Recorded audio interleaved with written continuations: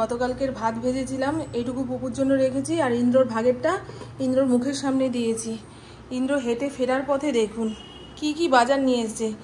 আজ নাকি মাছের মাথা দিয়ে পুঁই শাক খেতে ইচ্ছা হয়েছে, আর আমার তো রাঁধতেই ইচ্ছা করছে না। আমার খাওয়াতে এত অরুচি এসছে, আর এই এক বাজার হাট সবজি দেখে আরোই খাওয়ার ইচ্ছা মরে যাচ্ছে। এই গাঠি প্রত্যেক দিন খেলে বাত, পিত্ত, কফ এই তিনটের মধ্যে কি যেন বাড়ে। ইন্দ্রকে বললাম আগের দিনের গাঠি খেয়ে শেষ করতে পারিনি, তুমি আবার গাঠি নিয়ে চলে এসছো। আরে তোমার মেয়ে এই এলাকার কোনো ইয়ে থেকে কিনবে না, সে যাবে জুডিওতে। হ্যাঁ, জুডিও আমার বাড়ি থেকে একটু দূর। সংসারের কাজকর্ম সেরে তারপরে আমায় যেতে হবে। তুমি এনে দিয়েছো পুঁই শাক, সেই পুঁই শাক রান্না করে আমি এখন জুডিওতে যাবো বলুন তো? সে যাই হোক, চলুন। যতক্ষণ ঘরে লোকজন থাকবে ততক্ষণ ক্যাচর ক্যাচর প্যাচর প্যাচর প্যাচর প্যাচর হবেই। এরা বেরিয়ে যাক, নিজের জন্য এক কাপ চা বানাবো, খাবো, তারপরে রান্না বান্নায় হাত। আজকে রান্না বান্না কি করবো বলুন তো? গতকাল ওই শুটকি মাছ বাটা দিয়ে ভাত খাওয়ার পরে পেটেও ডিস্টার্ব করেছে, তবে এখন ঠিক আছি। ক্ষণিকের ডিস্টার্ব, বুঝলেন? আনারসটা ভাগ্যিস কেটে ছেটে এনেছে।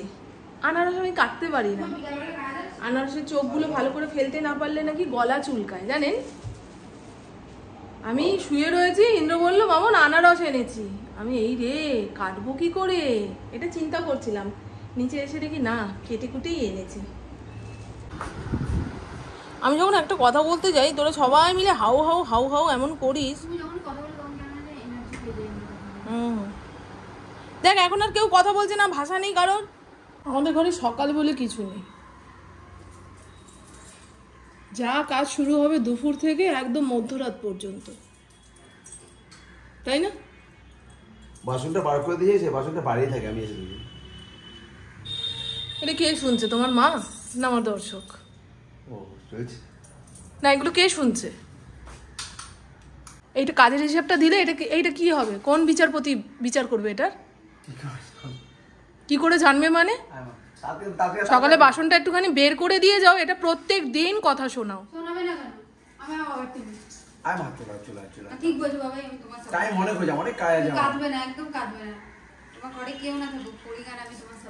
সারাদিন এই বাড়িটাতে একটা কাজের লোক নেই, কাজের লোক বিহীন এই বাড়িটা, ঘরটা পরিষ্কার পরিচ্ছন্ন থাকছে। দেখুন বন্ধু, পুরুষ মানুষ যতক্ষণ নিজেকে পুরুষ মানুষ ভাববে, সে সংসারের কাজ করবে না ভাববে, ততক্ষণ নারীদের মুক্তি নেই, বুঝেছো?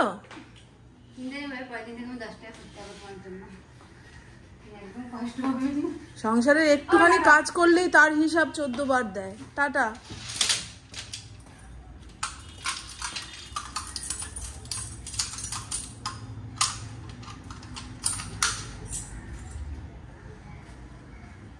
আসলে বাবা মাকে এরকমই দেখে এসছে না, মা সংসারের কাজ করেছে, বাবা কিছুই করেনি, সেই রকম পুরুষ হতে চায়। দিন বদলাচ্ছে, দুনিয়া বদলাচ্ছে। আগের দিনের পুরুষের মতন পুরুষত্ব দেখাতে থাকলে ঘরে ঘরে ডিভোর্স, কথা কাটাকাটি, ঝগড়া, অশান্তি, শান্তি থাকবে না।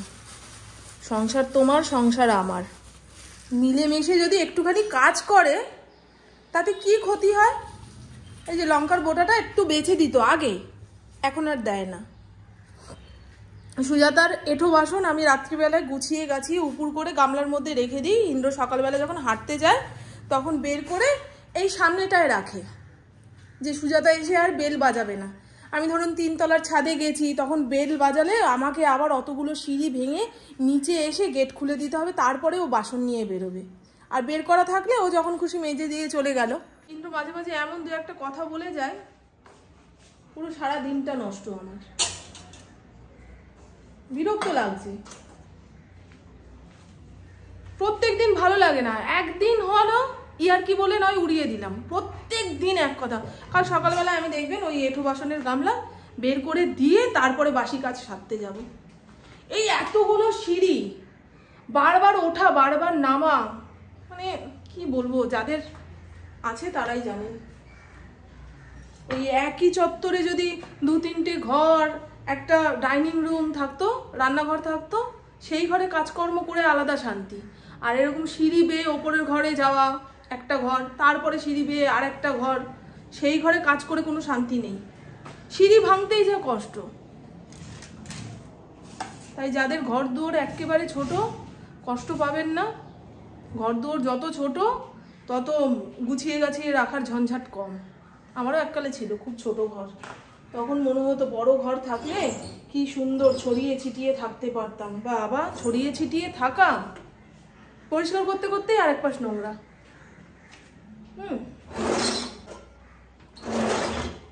সারাদিন খেটে খুটে মরবেন, সেই হিসাব বাড়ির লোককে দিতে পারবেন না, কিন্তু বাড়ির লোক যদি একটা আপনার হাতের কাজ করে দেয় সেই কথা 14 দিন শোনাবে। ভালো লাগছে না, ভালো লাগছে না। এবার একটুখানি চা খাবো, মেজাজটা ঠান্ডা করবো, তারপরে ওই পুঁই শাকের তরকারি। বললাম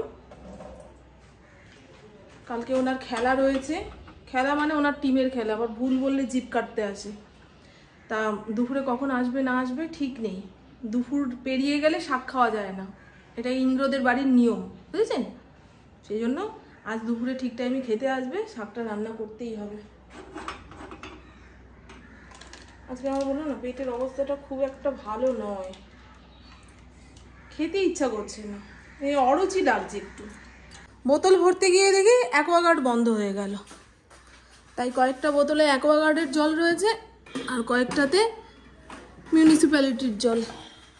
কিচ্ছু করার নেই, এই বোতল খালি থাকলে খালিই থেকে যাবে, বুঝলেন? এই জামা কাপড়গুলো মেলে দেওয়ার পরে ঘরটা মুছবো, সকালবেলায় আর সময় হলো না, এদিক ওদিক সেদিক টুকটাক কাজ সারতে গিয়ে আসল কাজগুলো পড়ে রয়েছে। মানে ঘর মোছাটা হচ্ছে আসল কাজ, জানেন? জামা কাপড়গুলো ভেতরে ভেতরে ভেজা, না আজকে শুকিয়ে গেছে, কালকেও তুলতে গেছিলাম, দেখি ভেতর দিক দিয়ে ভেজা, ঘরের মধ্যে টেনে রাখিনি, মনটা ভালো লাগছে না। এবারে বলবেন তোমার তো কোনোদিনই মন ভালো লাগে না। হ্যাঁ বন্ধু, এই কিছুদিন যাবৎ খেয়াল করছি আমি ঘুম থেকে ওঠার পরে ঠিক ওই আগের যে এনার্জিটা ছিল সেটা পাচ্ছি না, উঠেই খালি আলতু ফালতু চিন্তা দিয়ে দিন শুরু হচ্ছে। একটু বৃষ্টিটা হলে ভালো হতো। আমার এখন বাইরে একটু ঘুরতে যাওয়া দরকার, কি করব? আমি যেন সবার অধীনে রয়েছি, আমার হাতে টাকা আছে, হাত পা শক্ত আছে, চাইলেই বেরিয়ে যেতে পারি, কিন্তু না, আমি যেন কারোর ভরসায় রয়েছি, আমার রিমোট কারোর হাতে রয়েছে। আমাকে এরা ঘুরতে না নিয়ে গেলে আমি বাড়ির বাইরে পাই রাখতে পারবো না, পরিস্থিতি এরকমই। মেয়েরা সারা জীবন নিজেদের অন্যের অধীনে ভাবে বলেই তো বেশি দূর এগোতে পারে না।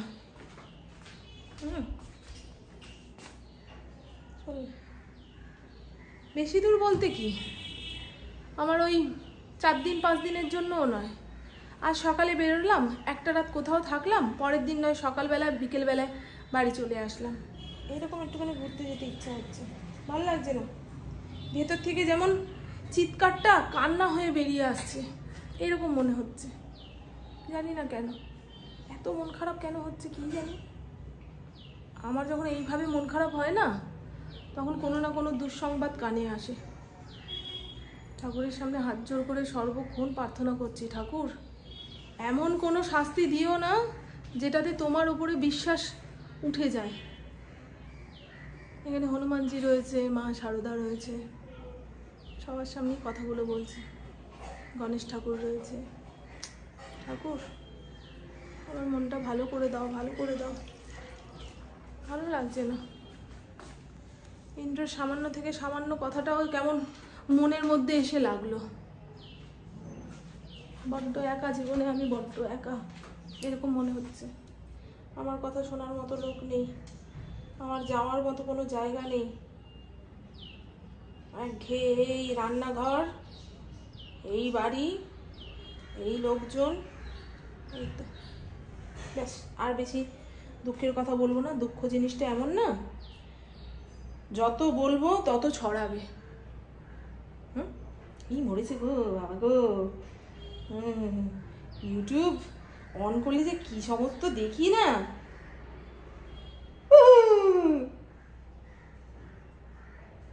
একটা মেয়ের মধ্যে সাপ, এই দেখুন। এই সাপ দেখলাম তো, এবারে চতুর্দিকে আমি তাকাবো, মনে হবে সাপ, এই সেই।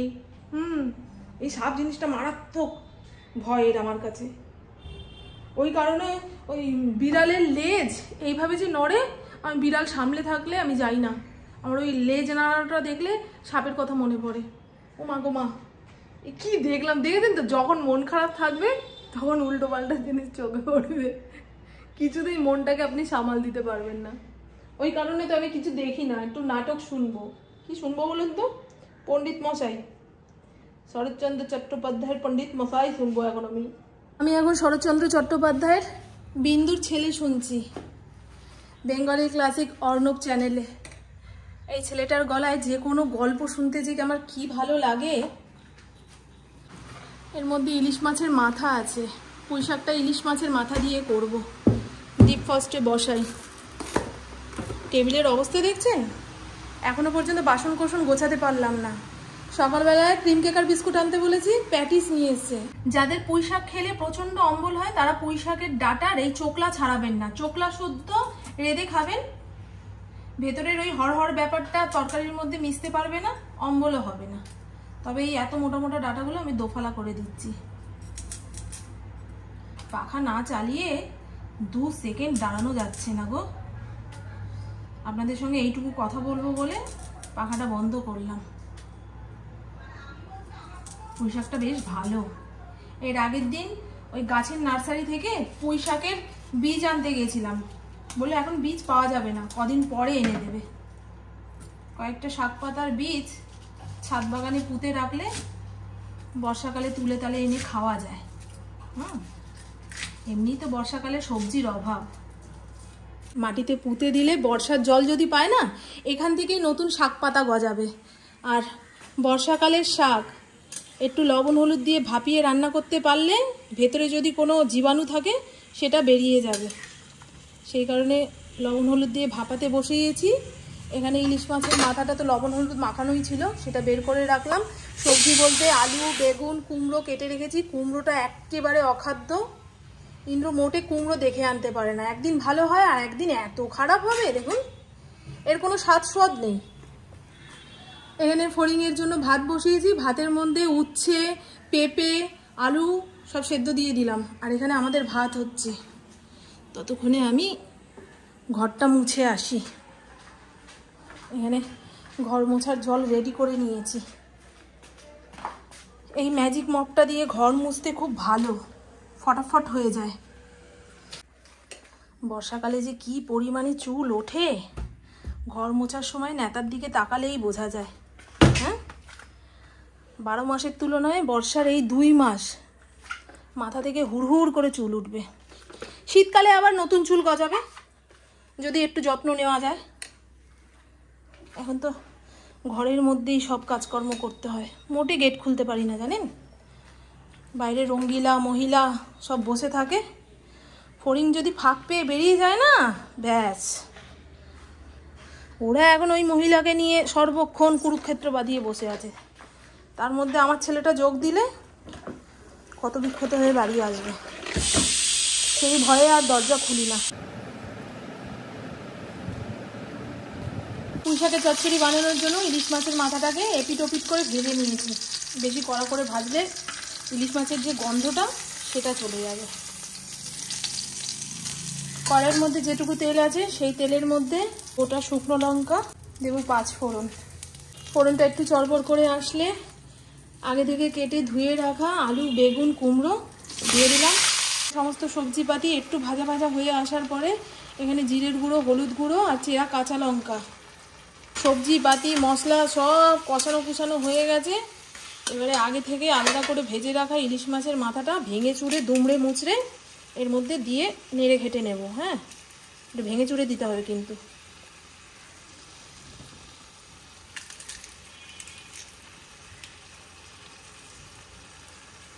আগে থেকে সেদ্ধ করে রাখা পুঁই শাকটা এর মধ্যে দিয়ে নাড়িয়ে চাড়িয়ে একদম ভেজে ভেজে নামাবো। কি হলো? হ্যাঁ,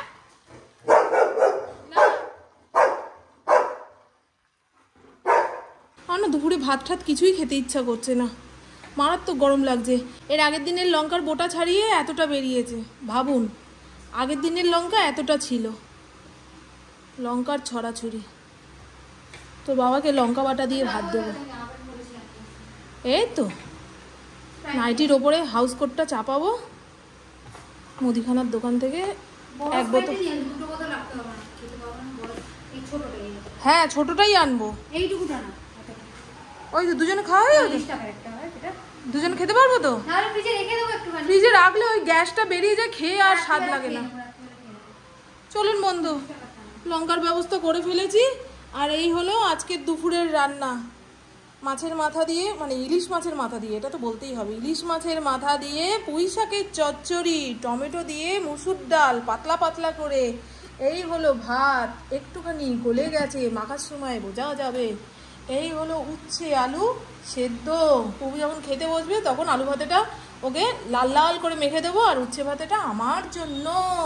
আপনারা কি কখনো দেখেছেন যে মামন দুপুরে খাওয়ার টাইমে ভাত না খেয়ে অন্য কিছু খেয়ে পেট ভরাচ্ছে? কিন্তু আজকে ভাত মোটে মুখে তুলতে ইচ্ছা করছে না। রান্নার ওই ছিঁড়ি থাকলে কি ভাত খাবো বলুন তো? আবার কি রাঁধলে যে ভাত খেতে পারবো সেটাও বুঝতে পারছিলাম না। তাই সামনের দোকান থেকে একখানা স্প্রাইট আনতে যাচ্ছি, স্প্রাইট খাবো। বিকেলের দিকে যদি খিদা পায় তখন ভাত মেখে মুখে তুলবো, বুঝছেন? ছাতুওয়ালা আসছে, এই গরমে শরবত খাও আর ছাতুর ঘোল খাও। একটা আইসক্রিম দাও তো। কত? এমনি কম দামের। 10-এর? হ্যাঁ দাও। ভ্যানিলা বা ক্রিম দিয়ে দেবো? এমনি এমনি এমনি যেটা আমার ছেলেটা খাবে। ছেলে মানে কুত্তা। হ্যাঁ, আরে এইটা না, কাপ। তুমি এমনি বলছো না, এমনি কাপ কাপ। কি দারুণ বিরিয়ানির গন্ধ বেরোচ্ছে গো বন্ধু। আশেপাশে কোনো অনুষ্ঠান বাড়ি রয়েছে, সেখানে বিরিয়ানি রান্না হচ্ছে। বুঝতে পারলাম। আমাদের নিমন্ত্রণ আসে না, আসলেও এমন দিনে আসে ইন্ডোর খেলা থাকে, বেরোতে পারবে না, বা কোনো না কোনো কাজ থাকে, আর যাওয়া হয় না। আমাদের 10 তারিখ, আজকে কত তারিখ রে বাবা? 10 তারিখে আমাদের একটা অন্নপ্রাশনের নিমন্ত্রণ রয়েছে।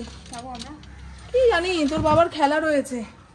তোর বাবা না গেলে আমি আর তুই কি করে যাই? আমাদের তো চেনেই না। মা তোমার জন্য আইসক্রিম এনেছি, ভেবো না। আমার মেয়েটা দামি, তুমি ফেল না। হ্যাঁ, তুমি আমার আসল ছেলে। প্রভুকে তো কুড়িয়ে এনেছি। আসো, এটার মধ্যে নাও নাও। আপনারা গড়াটা দেখুন, আমরা স্প্রাইট খাবো, তাও স্টিলের গ্লাসে। আমাকে একটু দে। হ্যাঁ,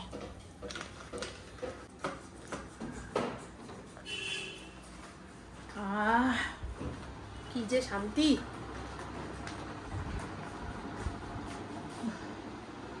মারাত্মক গরম। হ্যাঁ সেটাই তো দেখছি। দারুণ। অতিরিক্ত কাটাকাটনি করার পরে এরকম গুছানো গাছানো ঘরে বসতে ভালো লাগে, জানিস? এগুলো মাথায় রাখবি সব সময়, যে মা তো সবসময় গোছায়, আমিও একটুখানি হাত লাগাই মায়ের সঙ্গে সঙ্গে।